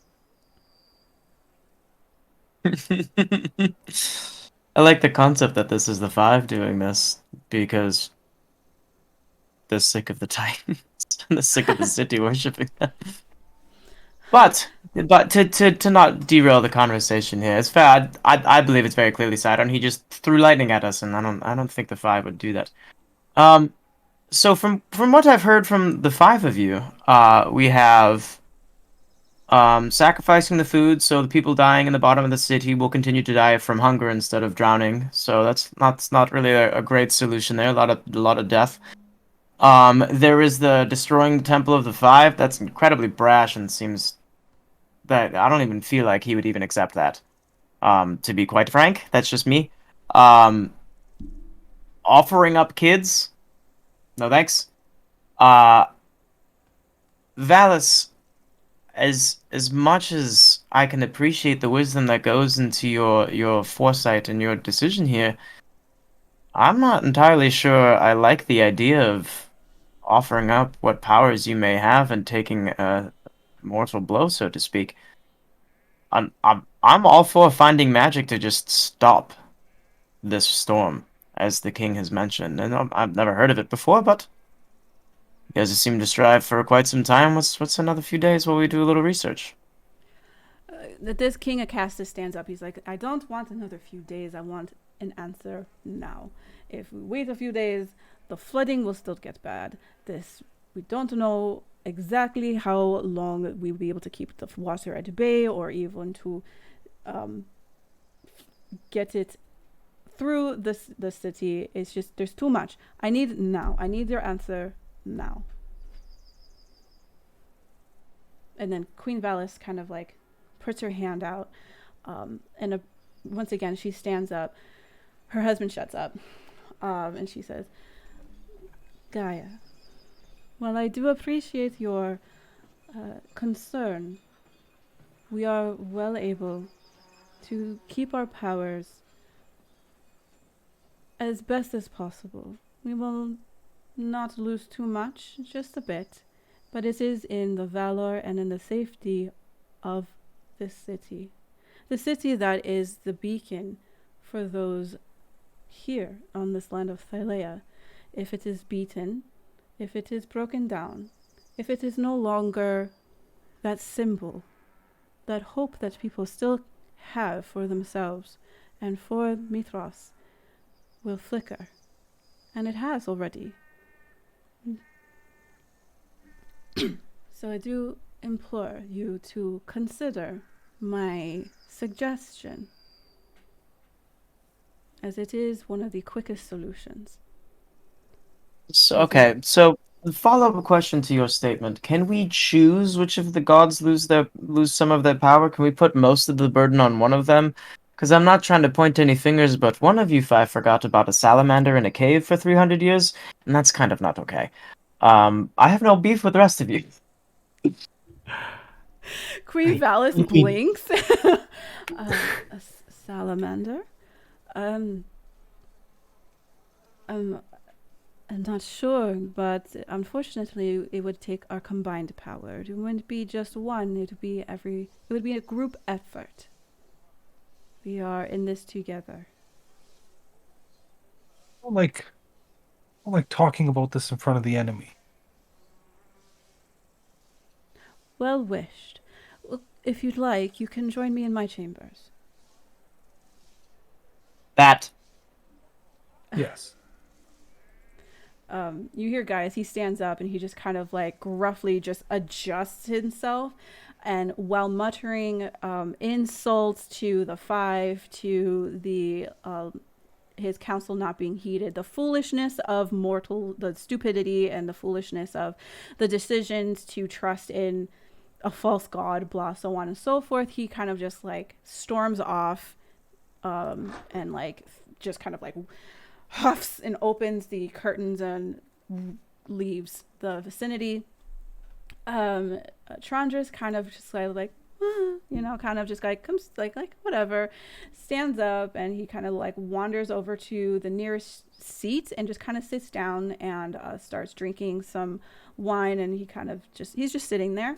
Bella will go ahead and she just kind of stands next to King Acastus, and you can see that now that you have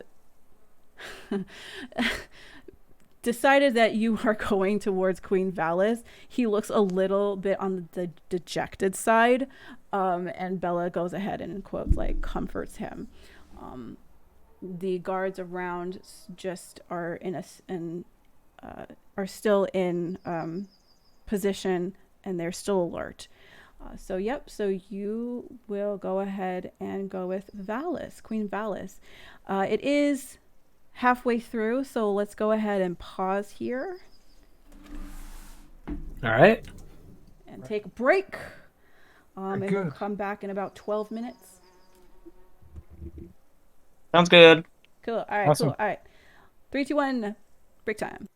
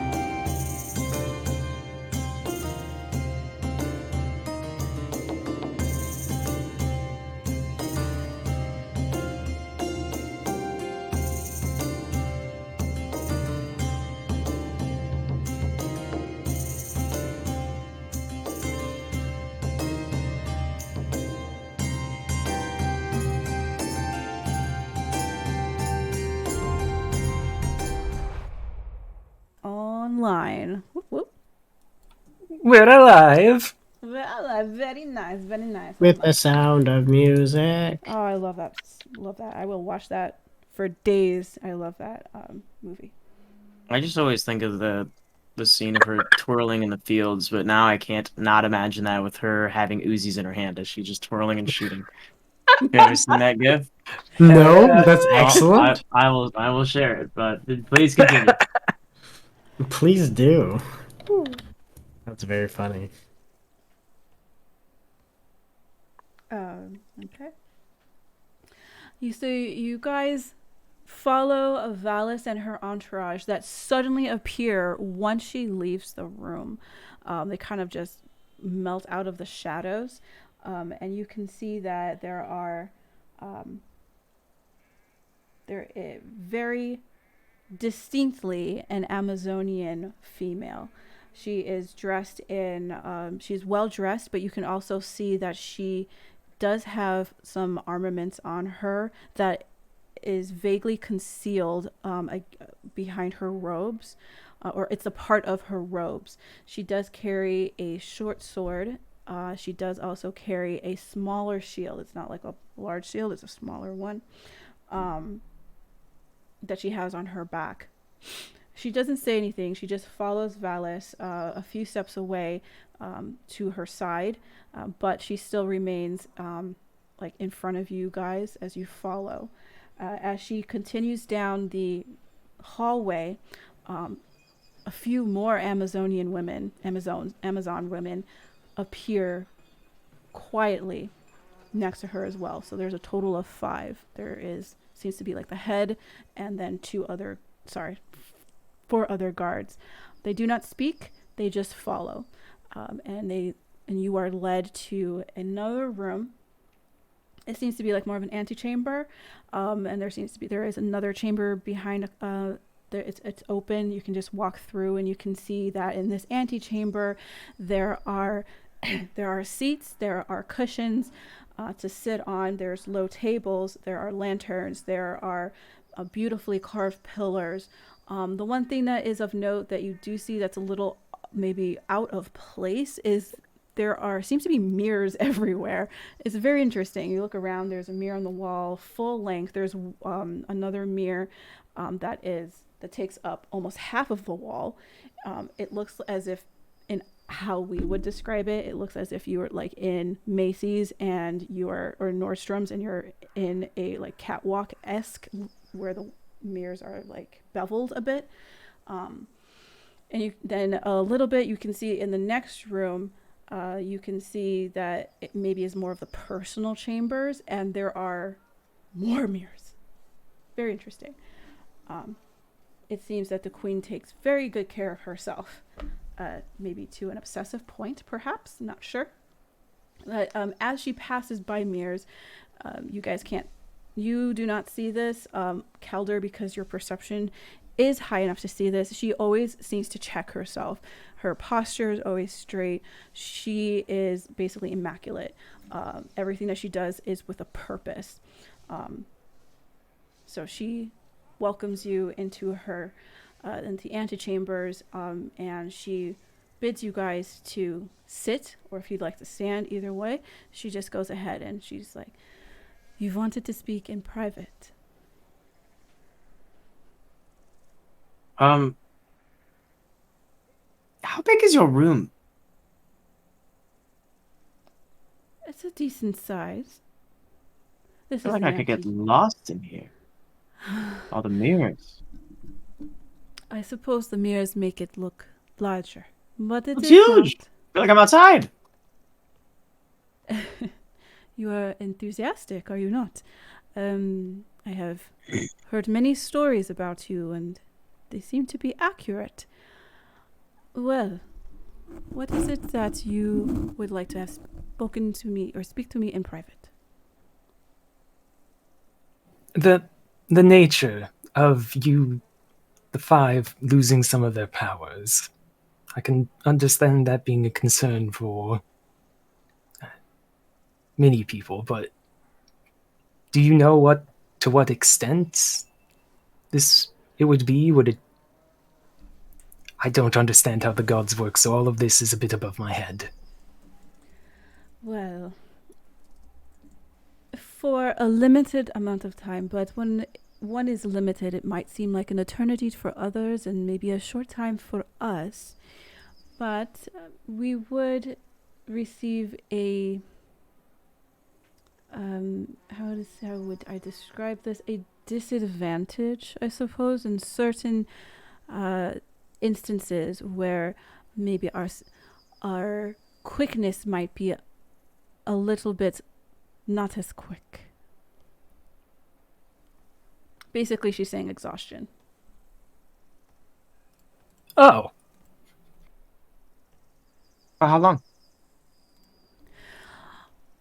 Well, as long as the Temple of the Five is still intact, and she looks kind of a little like past you guys outside, and like what Gaius is saying. Not only would the temple greatly reduce our power and the faith that people have within us, but as long as it's still intact and we are able to do the combine our strengths. I'm sorry, what was the question? I lost it when you said it, and I was thinking of something else.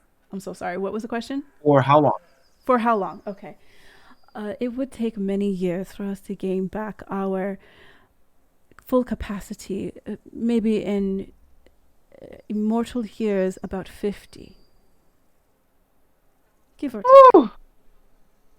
I mean, the oath ends in like less than one. So it does. is And I this will a... do-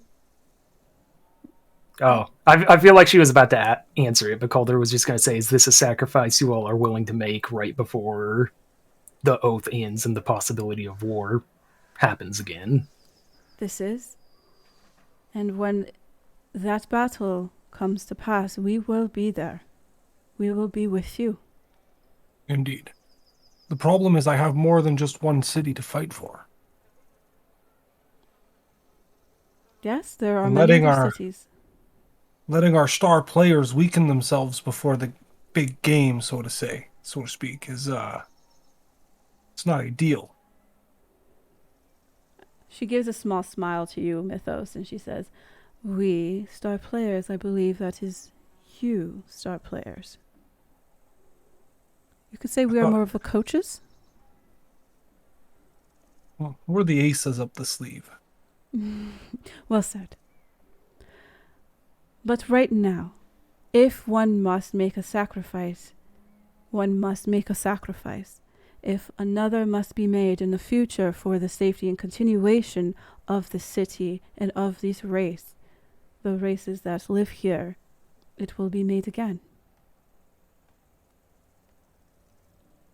Indeed. How long has this storm been going on? There's something else, Gaia, probably on the same line as you. Yes. When we came into the palace, everything seemed to calm down, and yet I didn't see droves of refugees sheltering from the storm. I'm curious why. My abilities are able to protect as much as possible. I have done my best to personally go to as many places as much as possible to put protection spells across their homes and as much as I can. Some places, unfortunately, the flooding was too great by the time I was either able to get to them, or the flooding was able to break through some of these protection spells. Some things were lost. And she looks greatly burdened when she says this, as she knows that she is kind of the patron of this city at this point in time. The people and their homes are safe within, but I cannot extend that to outside. So what you're proposing, is it something of the sort? Like a protection spell? No, this would subside the storm completely.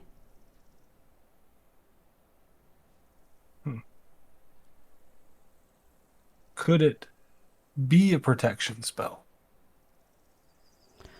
No, unfortunately not. Because then the outside would still be afflicted and still be affected. Right. I may be wrong here, Mythos, but what he might be getting at is if there's a protection over the city on top of quelling the storm, it prevents Sidon from just sending another storm next week. Right. And would give us a safe haven from which to prepare for the oncoming war. It would, in a sense, protect, yes, beyond just for this instant. Not only would the storm affect Sidon's power, to do it a second time would most likely also give him a disadvantage as well. I do not think he would do it again. Okay. It So wouldn't be prudent or wise to do so. there's a lot of thoughts going through my head right now. And I've spent most of my life looking after one individual. Kind of in a motherly sense, but not really. That's how I feel. She's like my child. And I would do anything to protect her. Anything. I'd be in the king's palace right now discussing how to stop a god's rampage for her. And you said something that is just rattling my brain. I've had the highest faith in the five because you're here with us. You talk to us. You discuss. You keep us in the loop, and I mean I'm very close with your sister now, and it's what's this one woman to me is Mitros the city to you. You made the comment that what he's doing now gives you a loophole outside of the oath to act in self-defense for the city and those in it and the innocents in the land around. Why haven't you? Why do we need to give the okay? Why do you need the king to give anyone's kind of consent? You are the fucking five. Why is this still happening? Queen Valis looks to you and gives you a beautiful smile. And she says, "That is the question that I would like you to pose to my family. To Kira, though I suppose she is definitely more on board than most. Pithor, Vulcan. Not many, even gods, are willing to relinquish some power without some persuasion. And it has been 500 years. Many of us, including myself, the faith was very strong, but now it is dwindling as the 500 years are starting to come up. And the oath of peace is being threatened, and people look elsewhere for support and for faith. And that may not be towards us. That is not my decision to take and force others to look my way. I will do my best to make sure I do it in a way that is upright, that is me. In a heartbeat, I would do it myself, but I do not have the power by myself.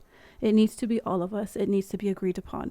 I can chat away at my siblings and my family's ear for decades and days, but until someone else is able to push them over the edge, which the Oracle has given you that power, that is why I am asking you if you are able to speak with them.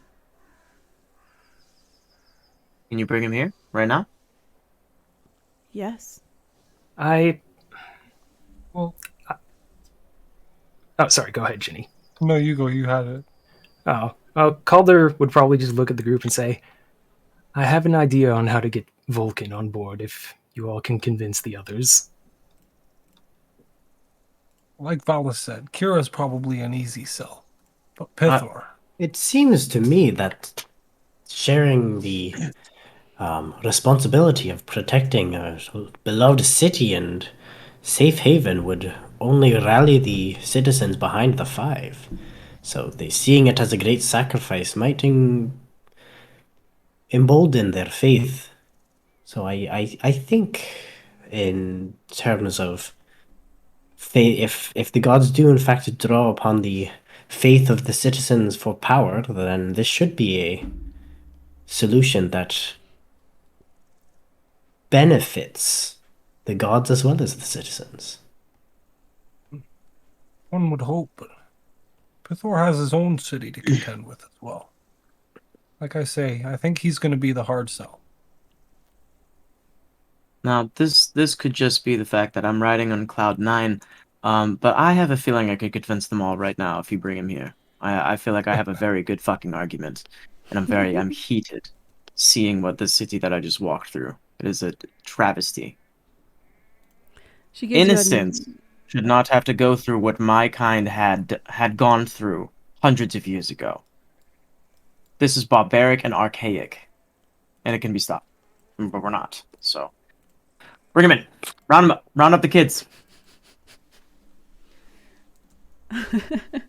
So be it. Okay, 1 second. She gives you a very large smile and she says, I have put my faith into the correct people, and I was definitely given the correct information about you, that's for sure. She looks at you. At you, Gaia, and your enthusiasticness. She stands up, and very familiar, Kira did this. Her eyes kind of go into a trance-like state, and they cloud over. And almost immediately, boop, Kira pops up, Vulcan, and Pithor. Kira, you don't know if she popped up or she was always there. She's just kind of like there. I still hate how she does that. But Was in your Vulcan, shot. Vulcan has his hand up like this, as if he's about to strike down. He makes a motion, and he's just like Misses like whoa. yeah, kind of like looks But around, like falls forward with the force. He's like whoa. kind of just like whoa, just confused. And Pithor, he's passed out.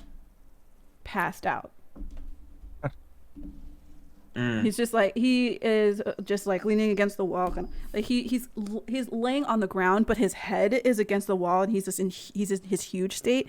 So his head is just like, he sounds like he has maybe like sleep apnea at this point because he can't breathe. And Kira just goes, we're all here, wonderful family. Oh, hello. I'm on board. I heard everything. Well, that was easy. Oh my gods of Thailand.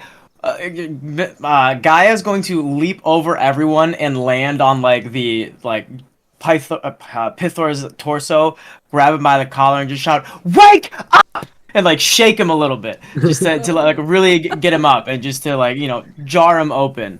I need you to make a strength check. Oh sure, I'll fail that all day for you. Yeah, absolutely. No, I cannot move him, but I'm screaming. So you jump on him, a feather on a rock, and sure. the feather is trying to shake the rock, but the rock isn't moving. It's more so the sound, and he goes, and Vulcan walks over to you guys and or to you, and just sort of grabs Pithor's hammer that he has in his hand. He seems to just carry it with him everywhere, and he's like, I got this, and he kind of like picks you up gently and like places you over, and he gets the hammer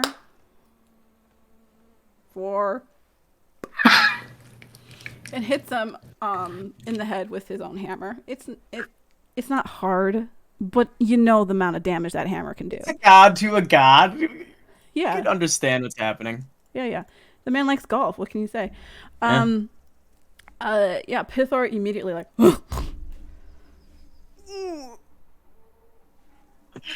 he kind of looks around, he yawns and he stretches and he's like, where did I go to?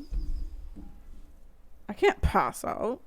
That's the wrong accent. I can't pass out. What's going on? Valis! How are ya? Vulcan. Hey, what's up, Kira? How did I get here? Did I walk here? I don't remember. I think.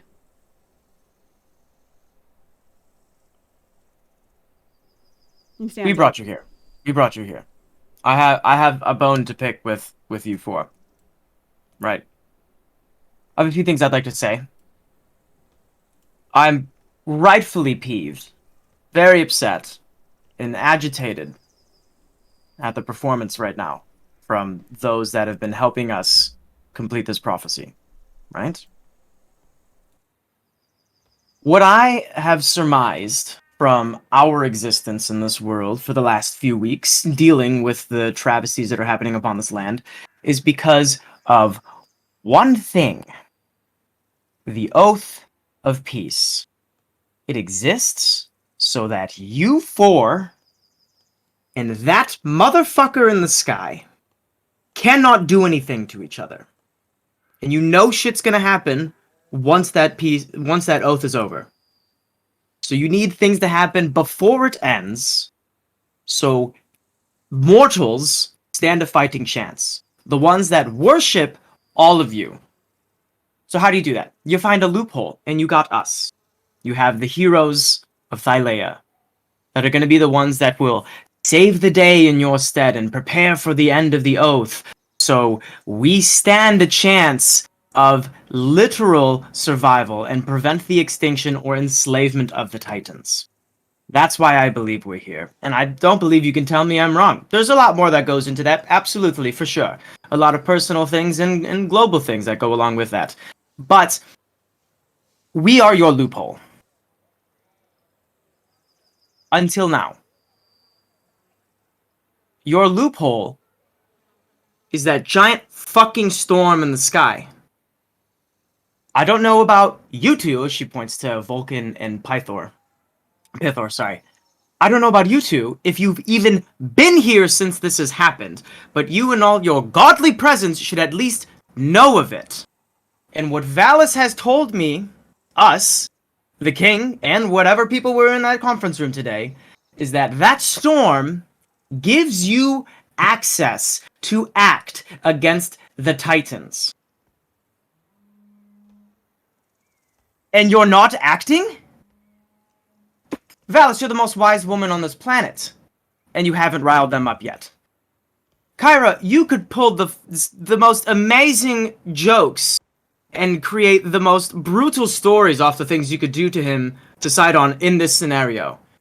Vulcan, you could build the most insane device to launch a volcano up into the sky because you'd have the right to do it. Pythor, you could literally fight again! But you're not. Why do we fight if you don't? Why do we try if you won't? Why are we putting in all this effort if you won't in the one instance you get it? That's what I don't understand. Why do I show up if you won't?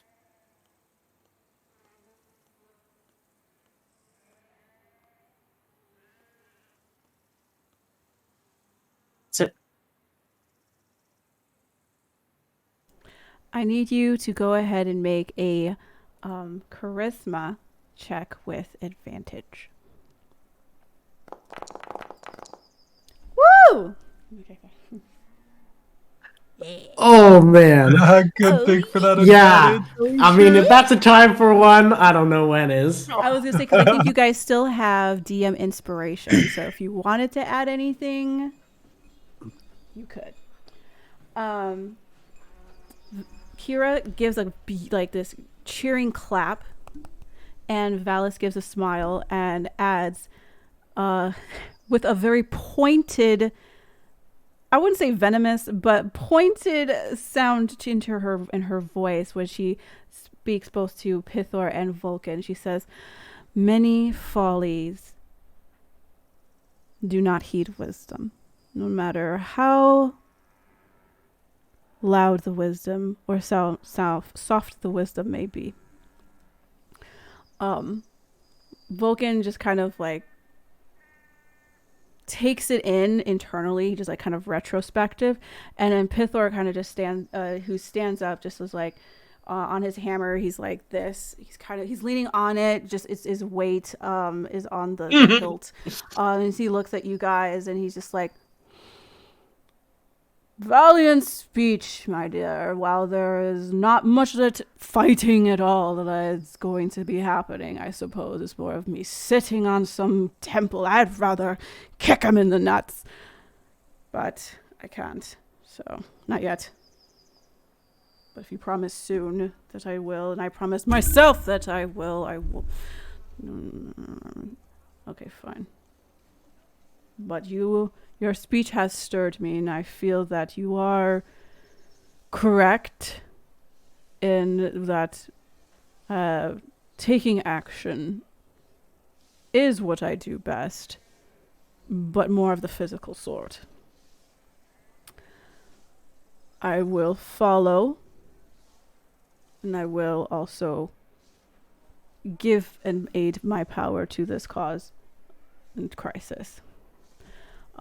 Vulcan, he takes a little bit more time as he processes everything that you said, Gaia, and he speaks carefully and says, "If this has indeed, as you say," and she looks at you, Gaia, and Valis, "the loophole that we are in need of, then we should take action." Which is probably the first like cohesive sentence he's ever said in your presence. But yeah, with that, I'm looking at time. With that, it seems that you have successfully convinced all four gods to do the ritual that will help the city. Valis steps back up and turns to her family, the four gods, and says, "Thank you. This must be in haste, expedient. Please enter your temples. I will follow shortly. I would like to just speak with the heroes momentarily, and I will join you soon." Kira throws up a deuces sign to you guys and just disappears. Vulcan decides to walk to the temple, and Pithor joins him. He's like, or tries to join him, starts walking, realizes that's probably not the best idea, and is like, "I'll just see you in a bit." Disappears. But yeah, eventually they will all go. Valis steps towards you guys in front and says, "Thank you. I have spoken with them in depth for days now. You had asked how long the storm has been raging, and it has raged for almost a week and a half, going on to 2. The latter half of 2 weeks, of almost a fortnight. And it is exhausting to try and persuade bully-headed men, I suppose." That's monstrous. It is. And as those who have lived as long as I have think that days are really only minutes, that is false. This ritual will take few hours. And when I say a few hours, it will take almost the entire day. But you should see the dissipation of the storm incrementally. While I am gone, I do not recommend going out to visit the city just in case Sidon decides that he's going to strike you again with lightning. It seems that you are a bit on his radar. As well as not having a proper guide in the city. If you can please stay within the palace, rest up, eat. I'm sure there are many things to do that will keep you busy. And people that you want to see, perhaps. She looks at you, Gaia. I must go now, but if there is anything you need, you can ask anybody. Let me make sure I have this person's name right. She turns to the Amazon woman that is next to her, and she says, "Michaela, please stay here. I will take the rest of the guards, of course, but if they need anything, please attend to them." And Michaela says, "Yes, my queen." And she turns to leave. I will go ahead and end it here because it's getting late. We will pick back up, but yay! Congratulations. Ooh, 6 speeches today. It's a lot of speeches. Good stuff. That was great. And if there was ever a time for that natural 20. Oh yeah, that was Yeah. perfect. Well, the dice the story writes itself with the dice. So true. All right, guys. It is getting late. I don't want to keep you too much. We have done a full session today. So next week, which is going to be Tuesday the 18th, January 2022. Hey. We will pick up for episode 49, I believe. I said this was 49. Okay, next then one 50? 50. The next one is episode 50. Oh my gosh, guys. Wow. Halfway there. No, I'm joking. That's wild. Hopefully, I think this week we are still going to play the first episode 1 of Saltmarsh. Perhaps Ghosts of Saltmarsh. Ghost of Saltmarsh. I will butcher that name probably the entire time, but if Alex is feeling better, we will come back on the 14th, which is going to be, I think, 9 p.m. Eastern time, and that is 7 p.m. Pacific time. Wouldn't that be 10 p.m. Eastern it? time? Is it? If it's 7 Pacific. Oh, because 3 it's yes, 10 p.m. Is it 10 p.m.? Does he start at 10 or is it 9? I don't remember anymore. We start at 7 Pacific on Fridays. Okay, so then it is 10 p.m. Eastern time. All right, cool. All right, then. Have a great night, everybody. Chill out. Peace out. Bye. Good night. No. Bye.